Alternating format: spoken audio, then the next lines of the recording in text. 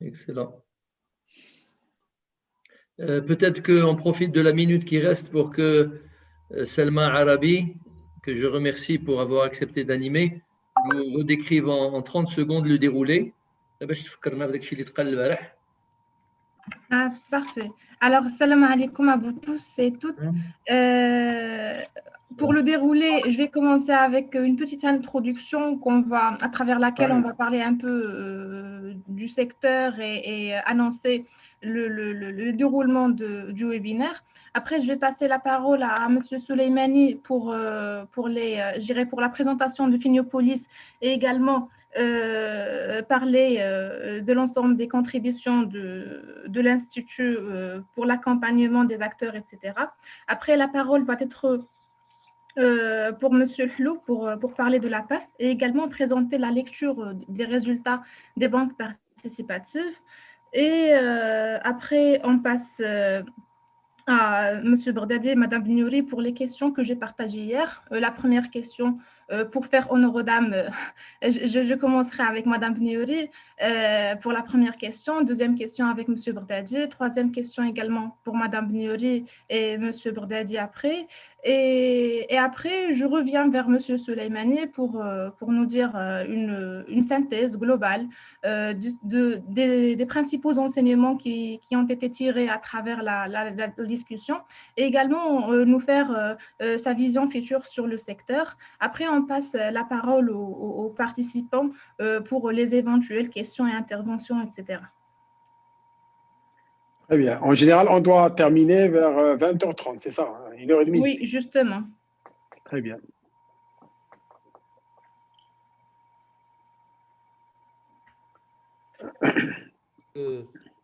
Nos amis techniciens nous donneront le feu vert. سي محمد العالمي راك معنا ياك؟ معكم اسيدي. غادي تدخل شيء ولا غادي تشرفنا مشارك معكم. السلام عليكم. مرحبا انت مولشي. بارك الله فيك. سهلا. Très bien, donc on est à 18h05. On lance Inch'Allah le webinaire. Je pense que oui. Bismillah. On démarre? Oui. توكل على الله توكل على الله. Bismillah ar-Rahman ar-Rahim, wa salatu wa salam ala ashraf al-mursalin. Mesdames et messieurs, honorables participants et participantes, bienvenue à ce webinaire co-organisé par Finiopolis Consulting et l'Académie de la finance participative sous le thème Bilan des banques participatives marocaines après 3 ans d'activité. En effet, l'introduction des banques participatives au Maroc constitue bien entendu un fait marquant dans la dynamique du développement de la sphère bancaire et financière marocaine. Il s'agit d'une nouvelle alternative qui vient renforcer, compléter et moderniser le secteur en lui permettant d'être une réelle locomotive pour assurer une meilleure compétitivité de l'économie marocaine dans le cadre de son nouveau modèle de développement insufflé par Sa Majesté le roi Mohammed VI. Le lancement des activités bancaires participatives s'est fait en mai 2017 avec 5 banques et 3 fenêtres participatives. D'énormes efforts ont été déployés pour l'instauration de cette nouvelle industrie.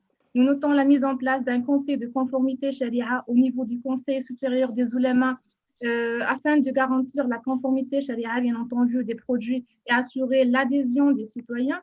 Ainsi, le rôle incontournable des autorités de supervision et les autorités monétaires pour l'accompagnement de la réglementation et la fiscalité du secteur. Par ailleurs, comme vous notez certainement, le premier semestre 2020 a connu une crise sanitaire et économique sans précédent, ce qui a fortement impacté le secteur à l'image du secteur bancaire conventionnel et des autres activités, bien sûr. Mesdames et messieurs, aujourd'hui, nous allons partager avec vous une lecture analytique des résultats des banques participatives marocaines, évaluer les réalisations, détecter les difficultés et s'interroger sur les perspectives de développement. Pour ce faire, nous avons le plaisir d'avoir avec nous aujourd'hui des personnalités de grand calibre dans le domaine. Il s'agit de M. Sami Souleymani, directeur général Finiopolis Consulting, M. Abdelrahman Hlou, président de l'Académie de la finance participative, Mme Mouna Bniouri, directrice générale de Banque Youssef, et M. Youssef Bardadi, président du directoire de Banque Stafa. Bienvenue madame, bienvenue messieurs. Pour démarrer, je prie monsieur Sami Souleymani de prendre la parole pour nous présenter Finiopolis et sa contribution en matière d'accompagnement des différents acteurs de la place de la finance participative. À vous la parole, Monsieur Souleymane. Barakallahu fik. Bismillah ar-Rahman ar-Rahim. Salatu salam ala Sayyidina Muhammad. Alors, le cabinet Finiopolis Consulting, laissez-moi d'abord déjà remercier les personnes qui sont avec nous. Je remercie déjà la PAF, l'Académie de finances participatives, parce qu'elle nous a prêté main forte pour organiser ce webinaire. J'allais dire séminaire, mais ça fait longtemps qu'on n'a pas fait de séminaire, Sir Abdelrahman. Donc, voilà. Et donc, ils nous ont prêté main forte pour organiser ce webinaire. Et en même temps, je remercie Madame Mounal Benyouri, directrice générale de Banque El Yusr, et Monsieur Youssef Bardadi, directeur général, président de Banque Safa, pour leur contribution. Ils ont bien voulu nous aider à un peu décoder les résultats que nous avons quelque part, je ne vais pas dire trouvés. On a organisé un peu l'information dans notre rapport. Et on voulait juste, en fait, décrypter ce qui existe en fait sur le marché, qu'est-ce qui s'est passé pendant les 3 dernières années. Je remercie aussi le public parce que nous avons reporté cet événement et il a été fidèle, il est toujours là. Alhamdoulilah, je vois le nombre de participants, il est assez conséquent. Et donc voilà, après ces remerciements-là, je veux bien présenter en fait le cabinet Finiopolis. C'est un cabinet de conseil qui est implanté à Casablanca, à Dubaï et à Bruxelles. Le cabinet fait un certain nombre d'activités, notamment le conseil réglementaire, c'est-à-dire nous aidons quelques régulateurs à introduire la finance islamique, que ce soit au niveau des marchés de capitaux, au niveau des banques, au niveau de la microfinance. Nous l'avons fait, alhamdoulilah, dans un certain nombre de pays. Nous avons aussi accompagné des opérateurs, notamment des banques islamiques, et en particulier sur la problématique de développement de produits, de conformité charia, etc. Notre activité maintenant se dirige beaucoup plus vers la finance islamique sociale, à savoir tout ce qui est zakat, waqf, microfinance, crowdfunding et tout ce qui est finance à ce qu'on appelle impact investment. D'un autre côté, nous avons aussi créé un institut qui s'appelle l'Institut Finiopolis, qui est celui-là qui est en train d'organiser donc les webinaires. Il fait un certain nombre d'actions en termes de sensibilisation, à la fois du grand public, mais aussi des décideurs. Nous faisons cette sensibilisation à travers des événements, mais aussi des rapports. En fait, c'est un peu lié. On fait des rapports et puis on fait des événements pour un peu, accompagner donc, ces rapports. Comme le rapport que nous voyons maintenant, nous avons un rapport qui va être publié Inch'Allah, incessamment sur la zakat, et aussi d'autres publications qui viendront, Inch'Allah, dans les mois à venir. Voilà à peu près ce que nous faisons, et je remercie aussi l'équipe Finiopolis qui est avec nous ce soir, notamment Sila Alami et Madame Jihan Karwash pour leur soutien pour faire cet événement qui quand même se fait en soirée. Je les remercie vivement. Donc à vous la parole, Madame Salma. Merci beaucoup, Monsieur Souleymani. Merci pour les efforts que vous déployez pour le rayonnement du secteur de la finance participative et sociale également. Je m'adresse maintenant à Monsieur Hlou. Vous êtes expert en finance participative et président de l'Académie de la finance participative que vous avez lancée il y a quelques années. Je m'adresse vers vous pour nous donner déjà une brève présentation de l'Académie de la finance participative et son rôle dans l'éducation financière et la vulgarisation de la finance participative dans la sphère marocaine, et également pour nous faire part de votre lecture par rapport aux résultats des banques participatives marocaines. Merci d'activer le micro, Silhlou.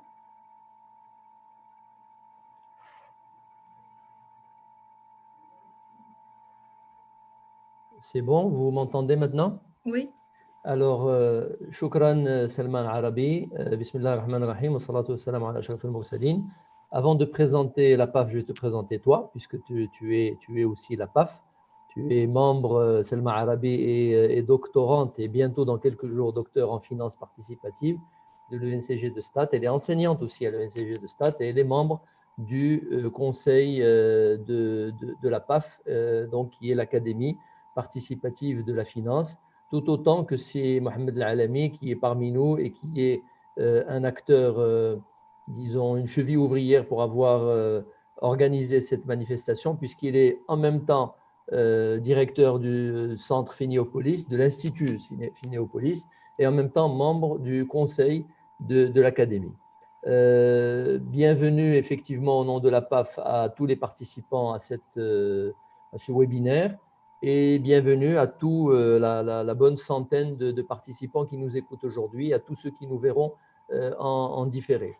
L'Académie de la finance participative est une fondation sous statut juridique d'une association qui a été créée en 2017 avec l'objectif principal d'appuyer le développement des banques participatives naissantes et des futurs acteurs de la finance participative, que ce soit dans le marché des capitaux ou dans l'assurance Takaful, pour une meilleure performance et un meilleur contact et une meilleure synergie avec la demande. Et la demande pour nous est très importante. Elle oriente fortement notre action, puisque nous savons tous que sans une demande avertie et donc affinitaire, mais aussi volontariste, le secteur ne pourra pas se développer. Et l'outil principal que nous avons entrepris de développer pour traiter ou pour servir la demande de la finance participative, c'est l'éducation financière.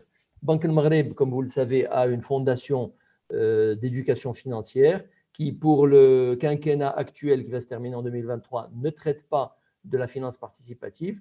Et donc, en bonne concertation avec Banque El Maghreb et avec un certain nombre d'acteurs de la place, nous sommes engagés de faire de l'éducation financière dans le but d'améliorer l'inclusion financière de ce secteur, que ce soit la banque aujourd'hui ou l'assurance Takaful un peu plus tard, en sachant que les taux de pénétration de la finance de manière générale au Maroc sont très faibles et ceux de la finance participative encore plus, puisqu'elle est naissante. Alors, les éléments que nous, ou disons les pistes que nous suivons et les outils que nous employons sont les conférences de sensibilisation, comme celle-ci, tout à fait dans l'objectif de ce que je disais, dans la perspective de ce que je disais tout à l'heure, la publication d'ouvrages, la publication de livrets, la publication de clips vidéo, tous dans le sens de la sensibilisation de la population active, qu'ils soient des particuliers ou des professionnels ou des entreprises, à adhérer au système de la finance participative. Nous savons tous que la finance participative est en complémentarité avec la finance conventionnelle. Ceci dit, elle est affinitaire, elle répond et elle appelle un certain nombre de gens qui ont des convictions religieuses, des convictions éthiques. Et nous voulons que cette population s'élargisse bien sûr, mais qu'elle soit déjà convaincue de passer à l'acte. Nous avons aujourd'hui un constat, c'est que beaucoup, et on va le voir quand on va traiter des dépôts particulièrement, un grand nombre d'acteurs convaincus pour leur vie, disons, générale et globale des principes de la charia, mais quand il s'agit de finances, ils hésitent encore, ils se cherchent, et notre rôle, c'est de leur expliquer et de façon tout à fait détachée, désintéressée, puisque nous sommes une association, une fondation à but non lucratif, que c'est le moment de venir à cette finance participative parce qu'elle offre à notre connaissance toutes les caractéristiques, et surtout 3 ans après leur création, toutes les caractéristiques d'une banque universelle, d'une banque au quotidien, avant d'être une banque de financement, c'est-à-dire simplement une banque à laquelle ils vont s'adresser uniquement pour le financement. Donc voilà ce que fait l'Académie. Elle collabore bien entendu avec l'ensemble des banques et des institutions de la place, ainsi qu'avec les autres acteurs de l'écosystème. Et avec ta permission, Selma, donc j'enchaîne sur le premier point, ou est-ce que tu as une autre articulation à présenter au public? Non, vous pouvez enchaîner. Très bien. Pas de souci. Alors, l'objectif de ce webinaire que nous avons donc co-organisé, que nous co-organisons avec Finéopolis, et j'aimerais remercier Finéopolis en la personne de mon cher ami Sissami Souleymani et en la personne du directeur de l'Institut, Mohamed Al-Alami, pour cette synergie tout à fait positive. Nous avions l'intention de nous adresser au public par les temps qui courent, avec la particularité de la fin du Covid, j'espère, restons optimistes. Et puis, Finéopolis a publié de manière tout à fait opportune, tout à fait bien ciblée, une analyse basée sur les chiffres de Banque al-Maghreb et des publications des banques participatives qui aide beaucoup à atteindre cet objectif, qui est la sensibilisation de notre public à la chose participative, à la finance et à la banque participative, avec des chiffres tout à fait clairs, tout à fait édifiants et tout à fait parlants. Donc, si on veut aborder les réalisations de ces banques après 3 années d'activité, c'est-à-dire 2018, 2019 et 2020, nous allons les aborder, à mon sens, à travers trois postes principalement et une conclusion. Premier poste, c'est les emplois. À quoi elles emploient leurs ressources. Le second, et je l'ai placé en deuxième position parce que je voudrais qu'on insiste dessus, c'est les ressources de ces banques, quels sont les chiffres qui ont été réalisés pendant cette période. Le troisième point, c'est les résultats. Et puis, en quatrième point, quels sont les écueils auxquels font face ces banques actuellement. Alors, pour ne pas être long, je vais citer un certain nombre de chiffres qu'il faut suivre. Moi, j'ai un tableau devant moi, vous ne l'avez pas, mais bon, suivez-moi sur le plan de l'analyse.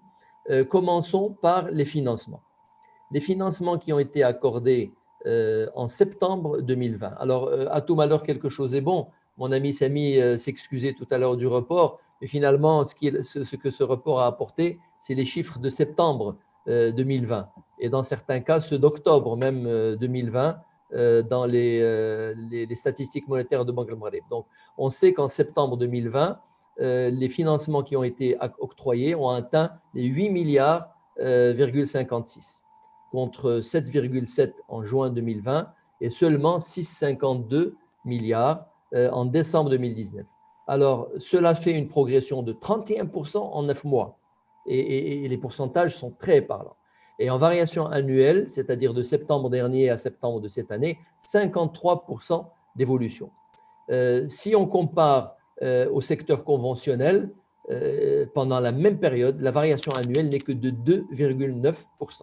Alors, comparons 53% pour le secteur participatif à 2,9% pour le conventionnel. Bon, bien entendu, vous me direz que représente le montant des financements du participatif par rapport au national? Très peu. Il représente 0,9% puisque à l'échelle nationale, nous en sommes à 950 milliards de développement. C'est un secteur qui a 60 ans d'âge et tout l'appui des structures existantes. Mais comme début, avouons que les 53% de glissement annuel sont tout à fait remarquables. Si on prend les financements hors marge, puisque c'est ce qui est comparable au crédit, vous savez que les crédits bancaires, c'est le montant accordé, et donc c'est le financement hors marge lui correspond, on retrouve à peu près les mêmes chiffres, 30% d'évolution en 9 mois et 51% de variation annuelle. Ça pourrait vouloir dire que les marges se sont un petit peu amenuisées, puisque les financements marge comprise, les financements avec marge sont de 51%, ont évolué en variation annuelle 51%, alors que les financements hors marge, c'est-à-dire le principal, si j'ose dire, des financements, a évolué de 53%. Ça pourrait vouloir dire que les marges se sont un petit peu amenuisées, mais c'est très, très, très faible. Alors, comme on le sait tous, la part de la Mourabaha immobilière est très forte, encore très forte, encore trop forte. En décembre 2019, elle était de 89%. Elle s'est un petit peu rétrécie à 88%. Aujourd'hui, en septembre, elle est à 87%. Et la progression a été aussi en variation annuelle de 48%, c'est-à-dire au-delà de toutes les attentes disons, des autorités et des promoteurs. La Mourabaha équipement, qui est le pendant, fait sa timide apparition, timide pas à cause du marché, à cause de la réglementation qui est intervenue très tard. Et en variation annuelle, elle a fait un bond extraordinaire qui est de 623% d'augmentation. Bon, bien entendu, il n'est pas significatif parce que ça joue sur de tout petits montants. Mais le principal défi, on y reviendra peut-être dans la discussion, c'est qu'aujourd'hui, il faut restructurer un petit peu tout cela en faveur de la Murabaha équipement versus Murabaha immobilière et en faveur des autres financements de dette, c'est-à-dire l'Ijara et Salam, qui sont des produits tout à fait puissants, versus Murabaha toute simple. Alors maintenant, les banques, depuis quelques mois seulement, sont outillées pour élargir un petit peu. Elles seront peut-être outillées davantage dans quelques mois pour élargir encore davantage en touchant les produits de participation. Les produits de dette pour notre public sont les produits dans lesquels la banque finance et installe un échéancier de dette fixe, figé, principal et marge de profit. Les produits de participation sont ceux, Musharaka et Mudaraba bien entendu, par lesquels elle concourt, elle prend un risque et partage les profits et les pertes avec l'investisseur, avec son client. Ça viendra, j'y crois, et je milite particulièrement pour ça. Donc voilà un panorama des emplois. Bon, tout ça c'est très bien, ce sont de beaux chiffres. C'est un peu moins reluisant par rapport aux dépôts. Quand on voit les ressources des banques, et c'est le second point, les dépôts à vue, certes, ont beaucoup augmenté. Ils n'étaient que de 2,6 milliards en décembre. En juin, ils sont passés à 2,9 milliards. En septembre, ils sont à 3,4 milliards et un petit peu plus en octobre. Ça dénote d'une progression de 11% en 6 mois, de 23% en 9 mois et en glissement annuel, c'est quand même 47%. Très encourageant. Alors que le conventionnel n'a progressé que de 5,9%. Donc, imaginez un secteur qui véritablement se développe, bien que, en matière de dépôt, là encore, le secteur participatif ne représente que très très peu, 0,01% de la masse, mais peut-être que la comparaison est encore trop précoce. Il faut attendre quand même l'âge de maturité qui est de 10 à 15 ans avant d'en parler. Et encore une fois, la progression est très encourageante. Alors, les dépôts d'investissement qui ne contribuaient pour pratiquement rien en décembre 2019, c'était seulement 350 millions, sont quand même passés rapidement à 700 millions de dirhams, un taux de progression énorme, 97% en 9 mois.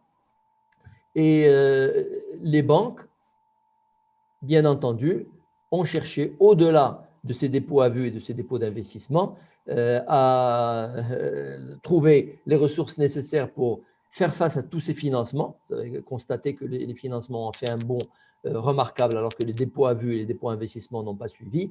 Et donc, le complément, c'était, outre le capital, parce qu'elles ont épuisé toutes les limites réglementaires de Banque al-Maghreb prudentielle en utilisant leur capital, elles ne peuvent pas aller au-delà, eh bien, elles ont fait appel, grâce à la flexibilité du Majlis al-Ilmi al-A'la, al-Lajna al-Shar'iyya al-Maliyya al-Tasharukiya, et à une proposition bien heureuse d'un des acteurs du secteur.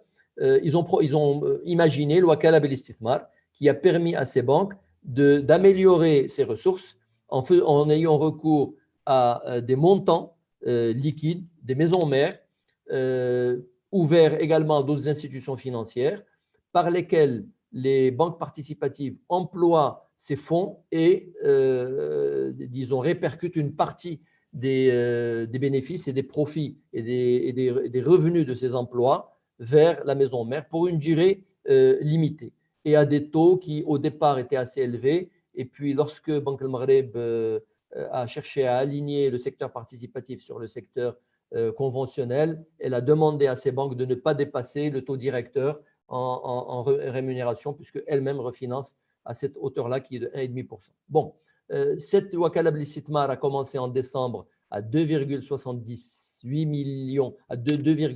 milliards de dirhams. Elle a progressé à 3,3 et je crois qu'elle ne progresse plus. Elle asymptote un petit peu parce que bon, il y a tout de même une limite. Mais en tout cas, c'est le complément nécessaire aux ressources des banques pour pouvoir faire face à leurs dépôts. Voyons les résultats maintenant. Alors, en termes de bilan, bien entendu, la progression est intéressante. De 12 milliards en décembre 2019, nous sommes passés en septembre à 15,3 milliards, ce qui fait une évolution de 11% en 6 mois. Les chiffres ne sont pas encore publiés pour qu'on sache quel est le montant en septembre.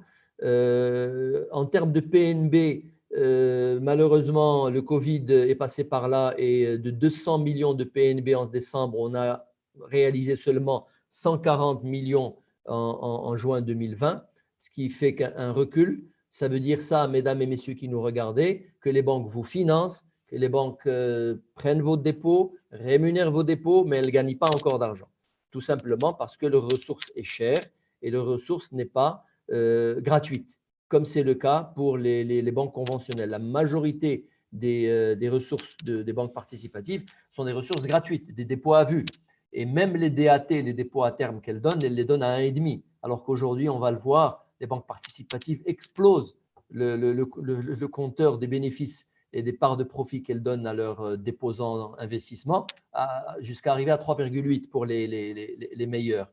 Donc, il est normal qu'en termes de PNB, le PNB, c'est le produit bancaire, net bancaire, le produit net bancaire, c'est-à-dire un peu le résultat d'exploitation, qu'il souffre un petit peu. Le résultat net est encore plus, disons, difficile que cela. C'était moins 420 millions pour le secteur en décembre. Il s'est un petit peu amélioré, on est à 180 millions. Ça veut dire que les débuts sont véritablement difficiles. Mais ça, c'est normal. Ce n'est pas un signe de fatigue, ce n'est pas un signe de désapprobation du marché vis-à-vis du produit. C'est tout simplement le signe du courage de l'investisseur qui doit attendre quelques années avant de trouver ses repères et trouver les références de son business plan initial. Bon, toujours en termes de résultats, alors il y a un chiffre qui est bien entendu inquiétant, mais encore une fois, ce sont les débuts, c'est le coefficient d'exploitation. Qu'est-ce que c'est que le coefficient d'exploitation? C'est le rapport entre les charges et le PNB. En décembre 2019, ce coefficient est de 303%. Il s'est amélioré grâce disons, à la progression des banques et à leur maîtrise de leurs coûts et de leurs charges. C'est amélioré à 224%. Ça veut dire qu'une banque participative doit dépenser 3 dirhams pour dégager 1 dirham de résultat. Alors que dans le secteur conventionnel, il est de 53%. On dépense un demi-dirham pour dégager 1 dirham de résultat. Et ça, c'est pénalisant les premières années. Ça ne veut pas dire encore que c'est mauvais. En tout cas, ce n'est pas mauvais pour les déposants, puisque les déposants sont servis exactement comme il faut et les clients qui prennent des financements aussi. C'est un petit peu challenging, défiant pour les banques. Alors, en termes de compte, l'évolution est intéressante. 36% d'augmentation en glissement annuel. On est déjà à 107 000 comptes ouverts. En termes d'agence, la progression est un peu moins spectaculaire, 16% en glissement annuel. On est à 149 agences en septembre. Alors, c'est que les agences coûtent cher et elles sont plus difficiles à faire progresser que les comptes.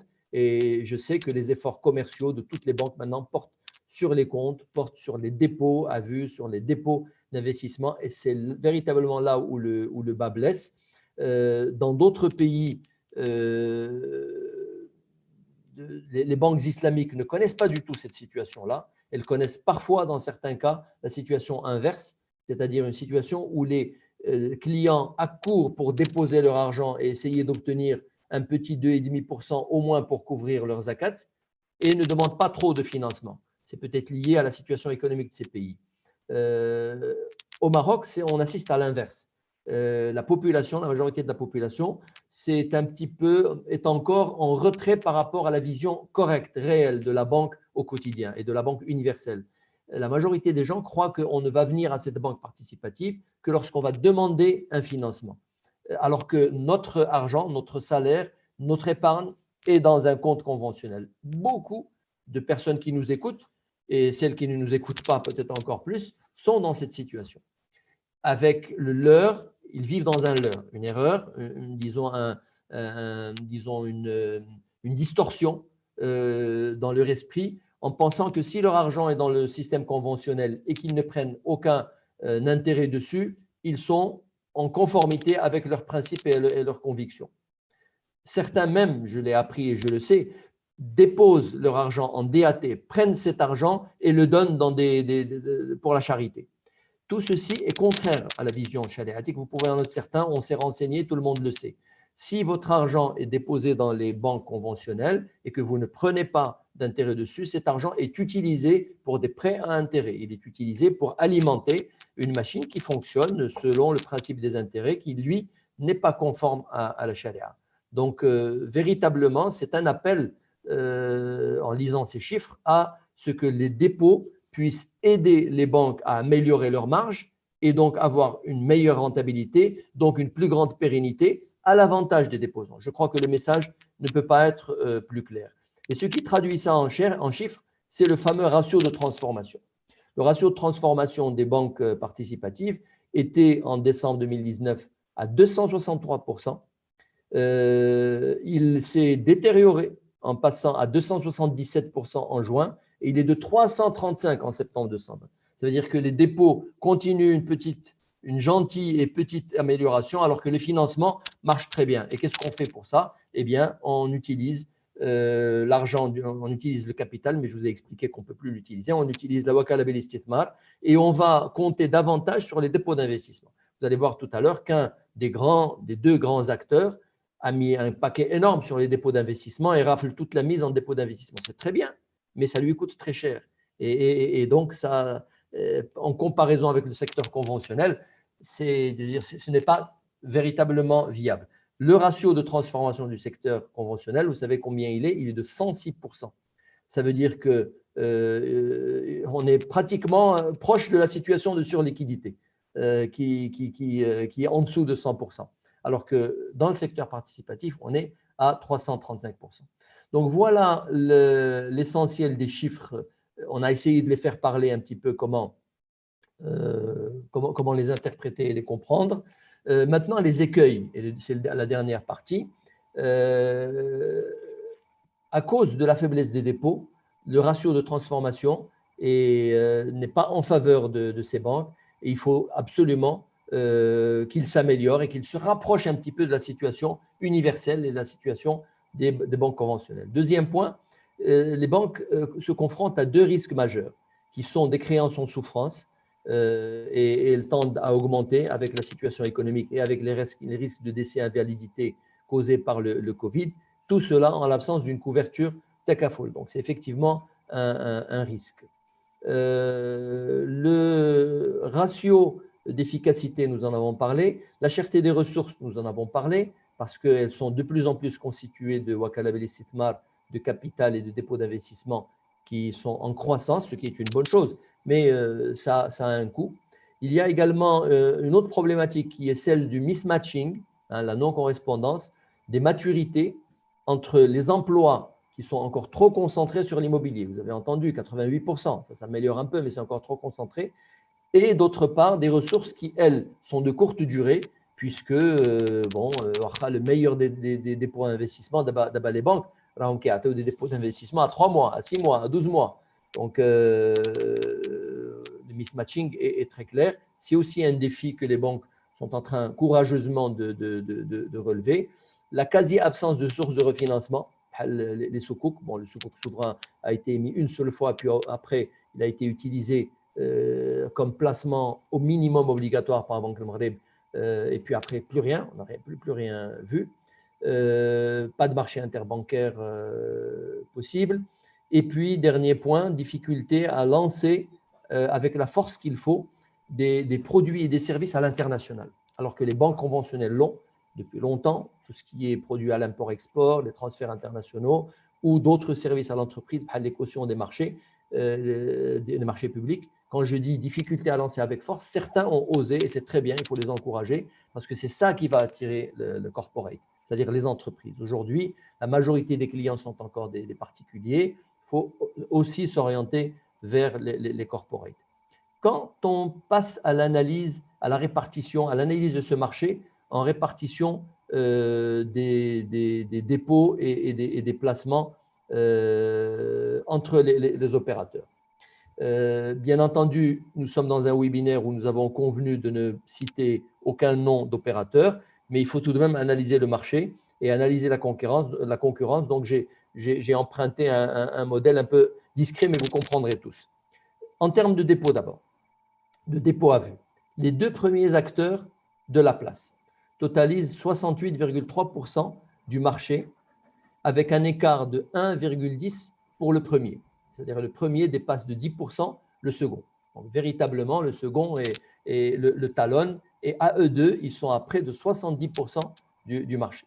Alors, en termes de dépôt d'investissement, les deux premiers acteurs totalisent 77% du marché, mais avec un écart inversé qui est de 10,5 pour le second. Le second dépasse de 10 fois le premier en termes de dépôt en globalité. Bon, bien entendu, ça joue sur de petits montants, mais ça montre l'agressivité de cet acteur qui a fait ce choix donc, qui ne peut plus compter ni sur son capital parce qu'il l'a augmenté déjà 2-3 fois, ni sur les wakal, les sitma. Alors il se dit, hop, je vais rafler la mise en matière de dépôt d'investissement.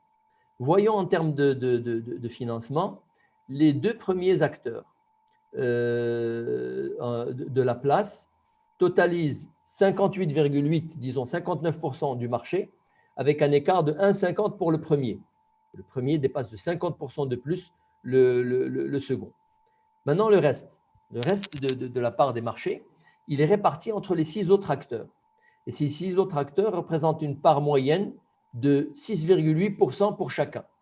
Comme si chacun d'eux, en moyenne, avait 6,8%. Alors, bien entendu, il faut calculer la médiane, je l'ai calculé, et les de 5,4%, ça montre qu'effectivement, il n'y a pas trop d'écart entre les 6 autres. Et en dépôt, la part moyenne est de 5,8%, 5,2%, alors que la médiane est de 5,1%. Ça veut dire quoi? C'est le propre de la situation oligopolistique. C'est une situation de marché oligopolistique qui est en train de naître.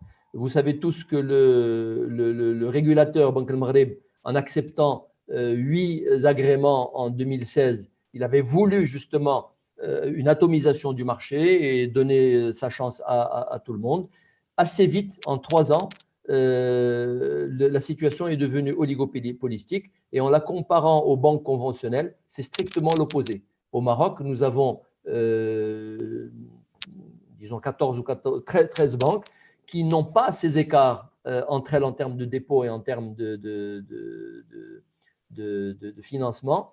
Il n'y a pas de situation d'oligopole. Donc, il y a de grandes banques, certes, mais elles sont au coude à coude en permanence. Alors, nous sommes en train de voir se créer dans ce secteur naissant une situation oligopolistique. Ça veut dire quoi? Ça veut dire qu'au fur et à mesure, les rendements d'échelle des grandes banques sont tellement importants, tellement grands, que pour le secteur et pour l'économie dans son ensemble, il est plus rentable que l'on s'oriente vers une situation oligopolistique. C'est-à-dire que, vous allez comprendre quand on répondra à pourquoi. La raison, c'est ce que j'ai dit tout à l'heure, ce fameux ratio du coefficient d'exploitation ou du coefficient d'efficience, du fait que chaque banque se doit obligatoirement d'atteindre un niveau de charge d'exploitation minimale, compte tenu, de la réglementation de Banque al-Maghreb, parce qu'il faut un organigramme minimal pour assurer toutes les fonctions demandées par Banque al-Maghreb, compte tenu de la technicité du métier, qui demande un système informatique extrêmement coûteux et donc des outils et un personnel qualifié qui coûte cher. Donc, il y a des coûts incompressibles et ces coûts grèvent le PNB. Donc, il y aura trop de petits acteurs à l'avenir qui sont tous alourdis par leurs charges pour produire chacun un PNB limité. Donc, le PNB est ce qu'il est, mais les charges, elles sont pénalisantes. En conclusion, quelle que soit la politique qui va être adoptée par l'un des petits acteurs, elle va dépendre pour une petite proportion du comportement du marché, et c'est le rôle du département marketing et des commerciaux, mais pour une grande proportion de la décision des gros acteurs. Et c'est ce qui produit, selon les économistes, ce qu'on appelle les externalités négatives sur les autres acteurs. Alors maintenant, pour conclure sur une note positive, il y a un autre indicateur qui montre que la variable importante de la montée en activité pour ces acteurs moyens et ces petits acteurs, et la capillarité, c'est-à-dire le nombre d'agences qu'elles ont. Parce que les gros, ils sont gros parce que, notamment, c'est parce qu'ils travaillent bien, c'est parce qu'ils ont véritablement accéléré, mis les moyens financiers qu'il faut, mais c'est corollaire à leur nombre d'agences. Parce que la moyenne des dépôts par agence, des petits et des moyens acteurs, est sensiblement proche de celle des grands. D'abord, on compare une petite et une moyenne banque qui a 16 millions de dirhams par an par agence, ou la 17 millions, contre seulement 24 pour les plus gros. Donc, ce n'est pas du simple au double. Ça veut dire que si on multiplie les agences, si on adopte une politique de croissance, il y a des chances que parmi les 6 suiveurs, moyens et petits, il y ait un rééquilibrage de cette situation. Alors, cette situation, en quoi elle peut nuire, puisque vous savez que la PAF est là pour défendre un peu et servir la demande, en quoi elle pourrait nuire à la demande et aux clients? Ils seront mieux servis, ils seront bien servis. La crainte qu'il y a, c'est qu'il y ait moins de concurrence, moins de compétitivité sur les prix. Et là encore, c'est une crainte très limitée parce que Banque al-Maghreb est là, elle veille sur le secteur. Je pense que finalement, le client, qu'il soit particulier, professionnel ou entreprise, continuera à être bien servi. Araucan, il tire le secteur qui se développe très bien, selon les chiffres que je vous ai donnés, selon les témoignages internationaux même. Récemment, il y a juste une semaine, la Banque islamique de développement à Jeddah a produit un rapport dans lequel elle annonce le développement très encourageant de la banque islamique dans le monde, des banques islamiques dans le monde qui sont déjà 526 et qui vont passer de 2,8 trillions de dollars bientôt à 3,7 trillions de dollars. Et au passage, elle salue le développement de la banque participative au Maroc. Elle encourage ce développement. Elle annonce qu'il a réalisé les meilleurs taux de progression des banques islamiques dans le monde. Et je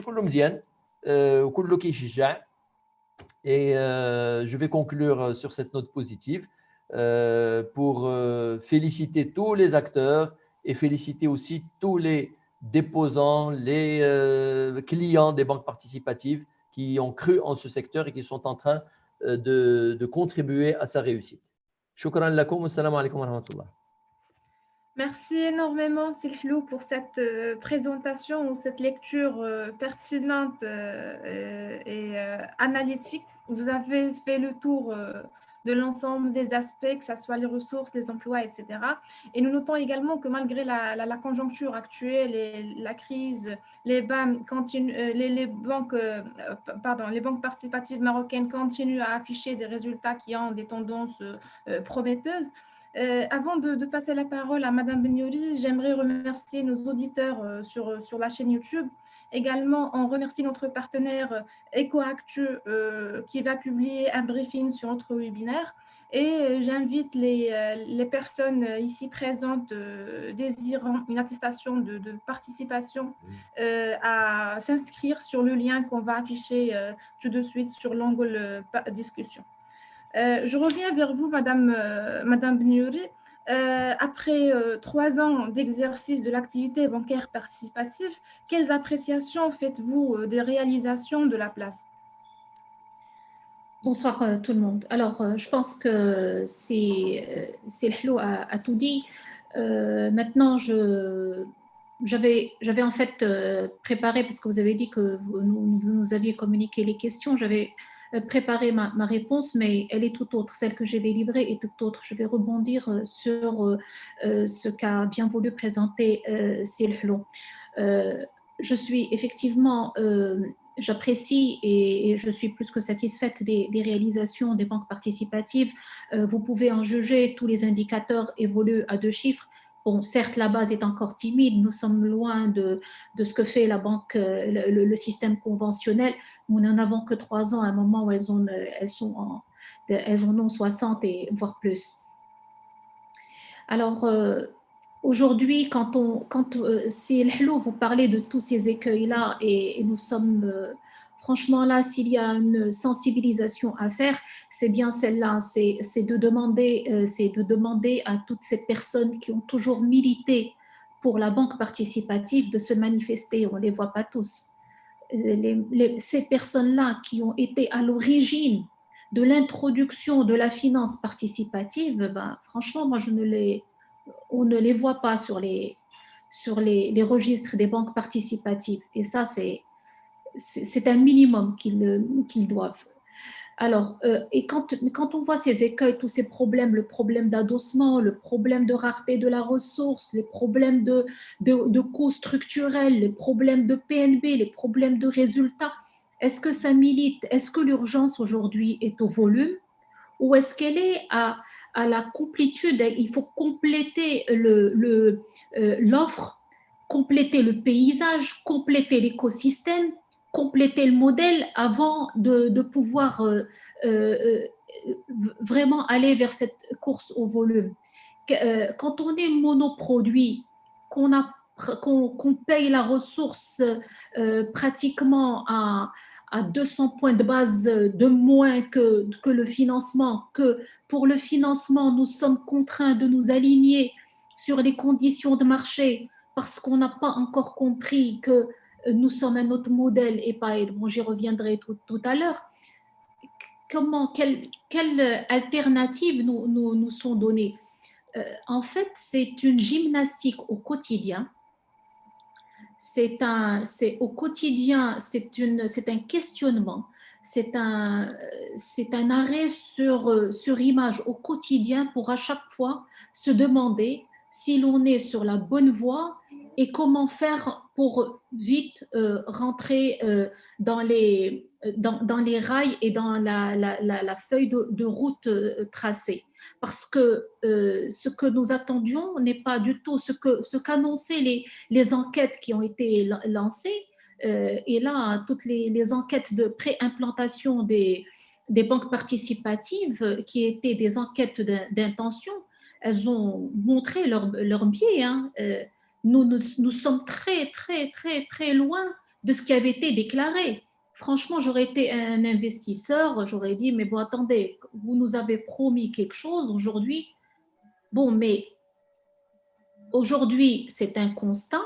Les choses ne sont pas ce qu'on attendait initialement, mais tout initialement. Mais quand vous comparez ce modèle-là vous le comparez au modèle conventionnel et 3 ans d'existence, quand vous relativisez, eh bien, il y a énormément de points de satisfaction à tirer, énormément. Et tout le monde y met du sien, sauf que c'est un modèle qui se cherche encore. Et c'est un modèle qui requiert la participation de tout le monde, et tout le monde ne participe pas au même pied d'égalité. C'est ça, il faut appeler un chat un chat. Bon, alors maintenant, il faut saluer beaucoup de choses. Il y a énormément de choses à saluer. Il faut saluer les équipes des banques participatives. Parce qu'au niveau des banques participatives, il y a des équipes interbanques.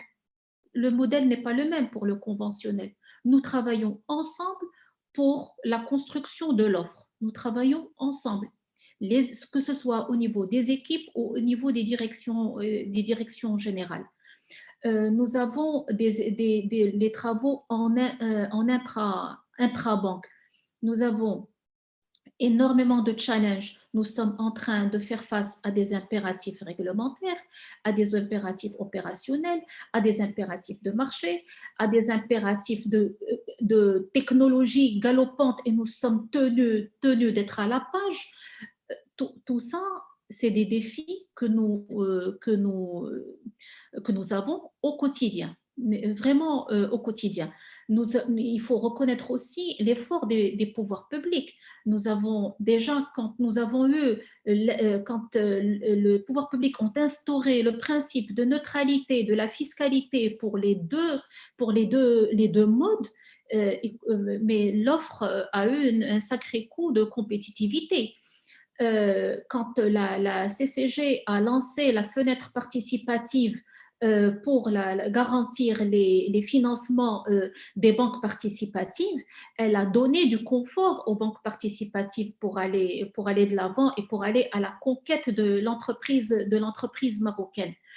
il faut saluer aussi les établissements d'enseignement qui sont là, tant les établissements publics que privés, qui sont là pour améliorer un peu la qualité des ressources humaines. Voilà, chacun y met du sien. J'en conviens, il y a énormément de choses à faire. Et là, je ne vais pas juste le citer comme ça, certainement qu'on y reviendra. Il faut qu'on s'arrête sur cette histoire de Tsekafoul. Je me demande si on va arriver un jour à avoir ce produit. Je me demande si… mais est-ce qu'on est insensible à ce point au danger qui est couru par les familles et par les banques? Mais ça devient un impératif, l'impératif des impératifs. Donc, voilà. Les défis sont énormes, mais les résultats sont encourageants. Le projet est magnifique. Les équipes sont hyper convaincues et motivées. Et ma foi, je suis très optimiste pour l'avenir. Merci beaucoup, Madame Benyouri. Vous avez été très claire par rapport à ce qui se passe actuellement dans le marché bancaire participatif. Nous notons bien sûr, comme vous avez avancé, qu'il y a un vrai problème de dépôt aujourd'hui. On invite bien sûr les personnes ici présentes qui y croient vraiment en la banque participative d'aller déposer leur argent. N'attendez pas le besoin de financement pour aller ouvrir un compte. Il faut bien sûr avoir cette initiative de déposer l'argent comme ça. Vous encouragez le secteur. Maintenant, je passe à M. Youssef Berdadi, le président du directoire de Banque Safa. M. Berdadi, est-ce que ces réalisations-là vous semblent plutôt satisfaisantes par rapport aux ambitions tracées au démarrage? Est-ce que c'est prometteuse comme réalisation pour les années à venir? Je vais répondre d'abord en 2 mots par rapport à la question et après je vais développer. Alors, ambition, par rapport aux ambitions tracées, non. Prometteuse, le système, il est prometteur. Alors, je me permets de parler un peu de l'histoire. Bon, puisque je suis le président de Banque Safa et donc tout le monde sait que je suis de Banque Safa. Et à Dar Safa, quand on était, pour corroborer ce que vient de dire Madame Le Benyouri et ce qui a été dit par Sir Abdelrahman, avec qui nous avons, et bien sûr avec Sami Soleimani depuis 2013, que nous étions en train de militer pour l'arrivée des banques participatives.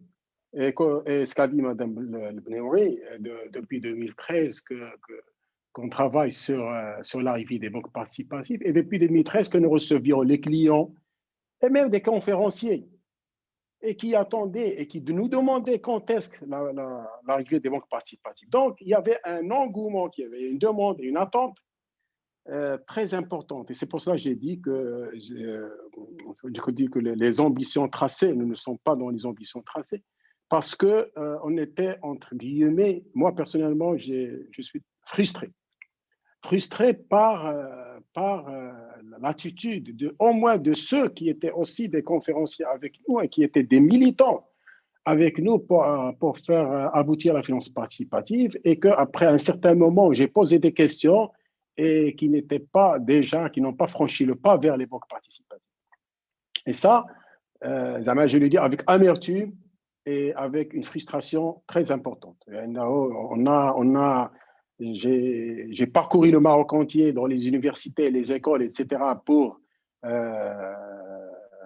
promouvoir la banque participative. Et finalement, quand les banques participatives sont là, avec l'engouement qui était attendu et qui se prononçait pour les banques participatives, on ne l'a pas eu. On a eu, bien sûr, on a eu des clients qui sont venus nous voir parce qu'ils attendaient l'arrivée des banques participatives, et beaucoup ne sont pas venus. Et jusqu'à présent, il y a encore de l'attente. On attend ces clients-là. Maintenant, prometteuse, pourquoi? Prometteuse parce que c'est un système et c'est un l'écosystème de l'économie participative, ou de la banque participative, c'est un écosystème qui est viable Et on est témoin déjà, le Covid, les banques participatives n'ont pas autant souffert que les autres banques. C'est-à-dire à toute par ailleurs, on n'a pas souffert autant que les autres banques parce que nous avons une résilience par rapport au risque, parce que nous venons de commencer et donc on a bien étudié les dossiers pour bien apprécier le risque. Et puis, ce sont des financements, ce sont des financements qui sont affectés, c'est-à-dire c'est le financement de l'économie réelle. Et donc, en général, le Marocain, quand il s'agit de l'économie réelle et que c'est vraiment un acte d'achat et de vente, il tient à régler son financement. Donc, nous allons avoir aujourd'hui, au fur et à mesure de l'avancement, au fur et à mesure du temps, après maintenant 3 ans, la situation maintenant, ce n'est pas la même après 1 an, après 2 ans. Aujourd'hui, là, au moins, il y a une bonne population, une bonne partie qui connaissent qu'il y a des banques participatives et qui viennent nous voir parce qu'ils ont entendu parler de cette banque, même si toutes les banques, ils ont fait des programmes de communication très importants. Ils ont investi énormément dans la communication. Mais comme ce qui a été déjà dit par Sir Abdelrahman, le Marocain, c'est quand il a besoin d'un financement qu'il se rappelle de ses convictions. Mais en tant que banque, pour lui, il travaille dans une banque conventionnelle et donc il n'y a pas de problème puisqu'il ne prend pas d'intérêt, il n'y a aucun souci. Maintenant, nous, on vient compléter cette banque. Nous, on vient pour démocratiser l'accès à la banque et aux services bancaires. Les banques participatives sont là pour répondre à un besoin qui est là, un besoin d'une population qui le cherche. Maintenant, c'est à cette population de nous faire confiance. Là, on ne peut pas investir indéfiniment. On ne peut pas aller beaucoup plus loin. Si aujourd'hui, nous sommes à X agences, initialement, on était à X fois 2. C'est ça nos objectifs qui étaient tracés. Mais pour qu'on puisse faire tout ça, il faut absolument que les clients qui veulent la réussite de cette finance, et Dieu sait combien elle est utile pour notre pays, il faut qu'ils nous fassent confiance. Et je rejoins ce qu'a dit c'est Abdelrahman par rapport au dépôt. Oui, nous avons financé, les financements représentent 3 fois le dépôt. Et ce n'est pas normal. Ce n'est pas normal parce que le client, il vient prendre un financement chez nous, mais il n'y a, c'est-à-dire son salaire ou son dépôt, il est chez d'autres banques. Bon, nous avons encore du pain sur la planche. Nous sommes en train de travailler dans le cadre du GPBM sur des produits qui seront donc soumis au Conseil supérieur de l'ULAMA pour étoffer l'offre produit, que ce soit pour l'international ou là pour d'autres formes, on va dire, de financement, pour avoir le plus possible de clients qui viendront nous voir. Madame Le Benouri a parlé du Takafoul. Le Takafoul, non seulement c'est un frein aujourd'hui pour le financement, parce que beaucoup de clients ne veulent pas prendre du financement parce qu'il n'y a pas le Takafoul. J'ai même un client qui a demandé un remboursement anticipé pour aller prendre un crédit conventionnel parce qu'il y a l'assurance conventionnelle. Et pour vous dire que le Takafoul n'est pas seulement, aujourd'hui, il y a déjà un portefeuille qui approche les 10 milliards et qui n'est pas, entre guillemets, takafoulé. Il n'est pas takafoulé, un risque très important. Donc, le développement de cette finance dépend aussi des produits, de l'écosystème dans sa globalité. Et pour information, puisque nous sommes devant l'auditoire, le Takafoul ne dépend pas de Banque Maghreb, il ne dépend pas des banques participatives. C'est la CAPS qui travaille sur ça, avec bien sûr le ministère des Finances, avec le Conseil supérieur de l'ULAMA. Et nous, on fait la pression, on évoque ces sujets de façon très continue pour que le Takafoul voit le jour. Voilà, donc prometteur, oui, c'est un marché qui est prometteur, il aura sa place, même si nous sommes aujourd'hui timides, mais on a quand même une part de marché. Les clients aujourd'hui viennent nous voir, mais on aurait pu être nettement meilleur. Et même notre tarification, ça, il n'a pas laissé Abdelrahman par rapport au refinancement. Oui, on se refinance aujourd'hui parce que nous n'avons pas les dépôts à vue Et du coup, ce refinancement, a fortiori, il va venir, on va dire, augmenter notre tarification, puisque nous achetons, entre guillemets, bien sûr, pas des moyens et pas des outils de charia, nous prenons c'est-à-dire le refinancement, et donc on ne peut pas être, alors que les banques conventionnelles, les produits conventionnels, les dépôts, ils couvrent, ça a été dit passer à Berlin, ça, ils couvrent un peu les financements. Donc, nous avons besoin de ces dépôts pour qu'on puisse rester dans des normes de facturation et de tarification qui n'est pas loin et donc qui est compétitif dans le marché. Et le fait de faire confiance à ces banques, a fortiori, ces banques vont se développer et vont faire face à tout ce que vient de dire Mme Benouri, parce que nous avons beaucoup de chantiers. On n'a que 3 ans et les clients que nous avons étaient dans des banques qui avaient 45 ans, 40 ans, 50 ans, et qui comparent les services, la technologie, beaucoup de choses, ils les comparent. Or, on n'a que 3 ans, et on le compare avec des banques qui ont, une très bonne assise technologique, en matière aussi des fonds propres. Ils ont énormément de fonds propres pour pouvoir financer un certain nombre de projets, ainsi de suite. Voilà, donc faites-nous confiance et on est là pour accompagner ceux qui voudront bien que cette finance participative avance bien. Voilà, Madame Arabi. Merci beaucoup, Monsieur Berdadi. Merci pour ces éclaircissements.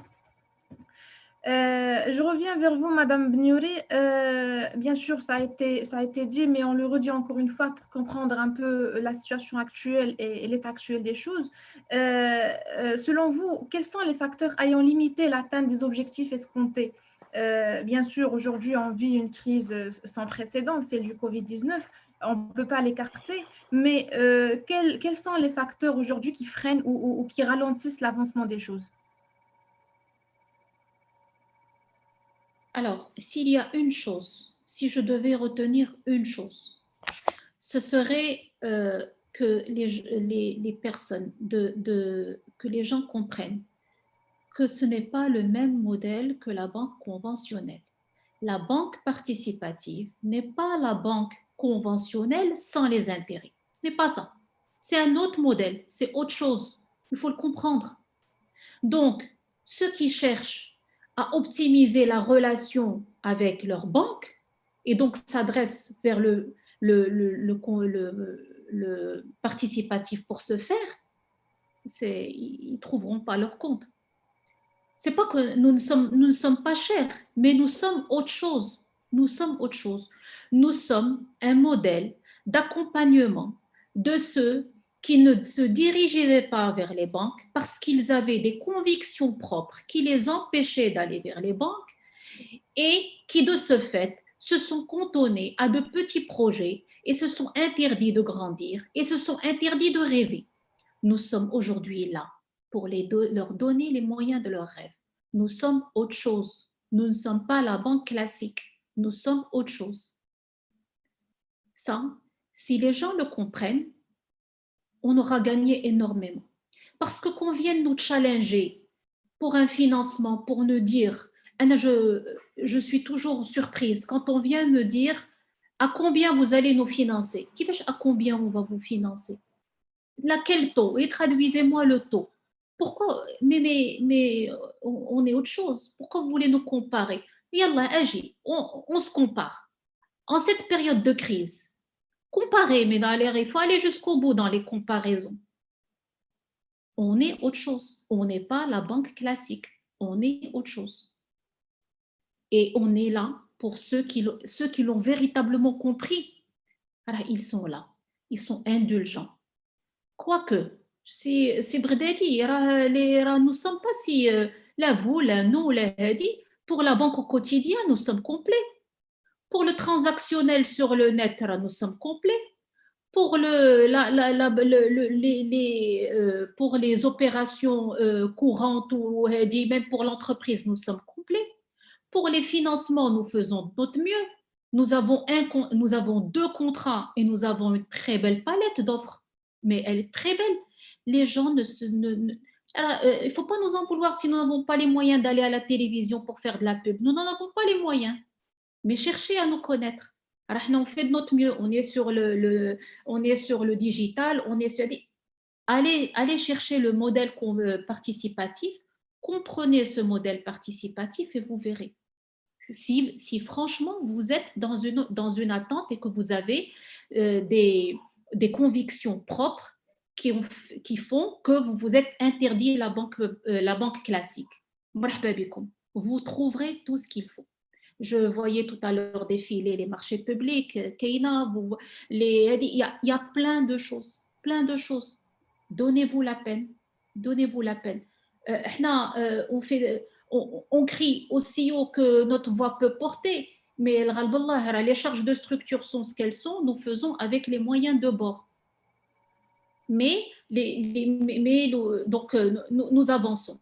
Donc, s'il y avait une chose, je le répète, s'il y a une chose qui a entravé vraiment l'élan et qu'il faut combattre aujourd'hui, c'est de faire connaître ce modèle, c'est d'expliquer ce modèle de bout en bout. Nous prenons l'argent de certains déposants, nous le mettons dans notre portefeuille de financement, nous le gérons en bon père de famille, nous apprécions, mais vraiment avec toute la conscience du poids de la responsabilité qui nous incombe pour faire des placements sérieux et rentables. Nous faisons les comptes pour partager ensuite les gains avec les déposants. Et quand vous n'êtes pas assez nombreux pour venir nous accompagner dans ce processus, nous allons chercher l'argent ailleurs. Il se trouve que cet argent ailleurs coûte cher et que, en plus de ça, nous avons tout à construire, tout à faire. Nous sommes en train d'acquérir des agences à un moment où le foncier coûte ce qu'il coûte. Ce n'était pas le cas des agences, il y a des banques conventionnelles il y a 60 ans. Nous devons avoir un niveau, répondre à un niveau de qualité qui fasse que vous ne soyez pas frustrés quand vous migrez d'une banque conventionnelle vers une banque participative, parce que personne ne veut rien concéder. Oui, on veut une banque participative, mais on veut le même niveau de qualité, on veut la même palette d'offres et on veut que ça soit moins cher. Bon, c'est une équation assez difficile, mais on fait de notre mieux. Donc, c'est pour ça que j'ai dit qu'il fallait que les gens comprennent le modèle, comprennent notre business model pour qu'on puisse avoir leurs exigences et qu'ils puissent nous accompagner jusqu'au bout dans cette construction. Parce que quand vous êtes dans ce modèle et que vous l'avez compris, eh ben, il est magnifique. Et il mérite vraiment que chacun y mette du sien parce qu'il est participatif. Nous devons chacun faire un petit peu. Chacun a un rôle à remplir. Et même vous, les chers clients, vous avez un rôle. Vous avez un rôle. Il faut le remplir maintenant. Nous faisons de notre mieux, mais nous avons besoin d'aide.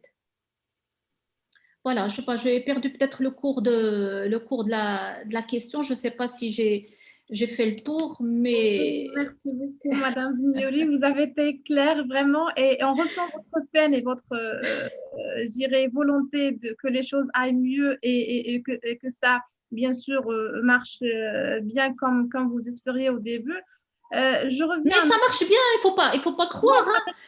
Ça marche bien, à des choses meilleures.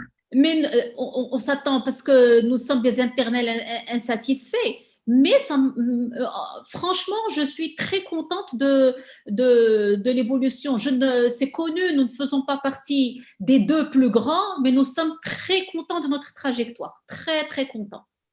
Et nous irons loin. Merci beaucoup, Madame. Merci. Je reviens vers vous, Monsieur Bordadi, s'il vous plaît.